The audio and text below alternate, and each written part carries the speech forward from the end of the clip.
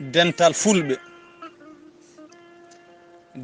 fulɓe ñawi ha tampi.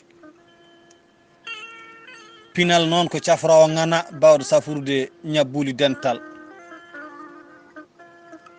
Nden pinal ari hombo safra ñaw dental fulɓe wondi o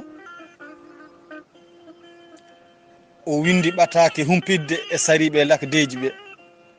ɓatake ko ni mbo sifori. Pinal wi ɓatake pular humpita ummorade amin pinal gonɗo to wuro wiyetego ɗatgal laamu jangde faada e ceeral gonɗo hande to wiyete ustare doole. Human binnagal gonɗo to majjere, basal gonɗo to maccugagu, huyweragal gonɗo to humare haaju, netaragal gonɗo to harani du'awu mawɓe, yonede hoore mum gonɗo to few jottako, sikke gonɗo to juulata, guyka gonɗo to famɗere gacce, hasidagal gonɗo to haɓata koye Allah, fenade gonɗo to bonata koye tata jooɗodiɓe, jeddi gonɗo to mettere ƴiƴam, kulol reedu gonɗo to leñol mum tawaka, heege gonɗo to ittata ndimagu, tawetake batu gonɗo to ala feere wuro, hodde goto gonɗo to bone do'ki ɗum, hoɗata gonɗo to jeyata, mawni kinare gonɗo to mawninta, jangata gonɗo to andata, ekkotaka gonɗo to wawata, renata gonɗo to hisnata, yinnede gonɗo to ƴoƴata. O wi mi salminani on, mi laarani jam moɗon, komi kumpitowo on gila joni wonde min pinal somi ari toon,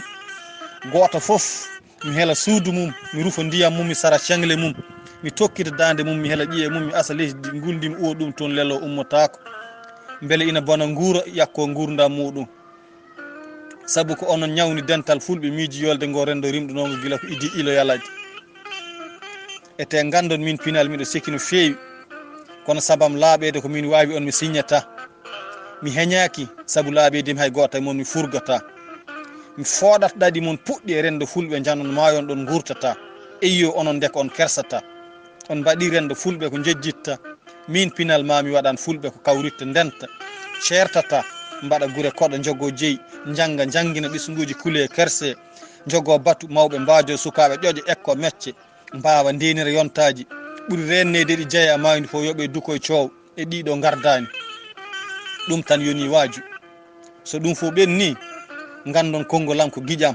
ko mbaɗatmi ko mi waɗata on ɗum tan, ko mbaɗanami ko ɓe fulɓe mi waɗana haɓe ɗum tan, so hawre welede Allah. Ko musidɗo moɗon Sow Moussa Bohum Guelajo, hoorejo lappol yewti Pulagu joɗiɗo hande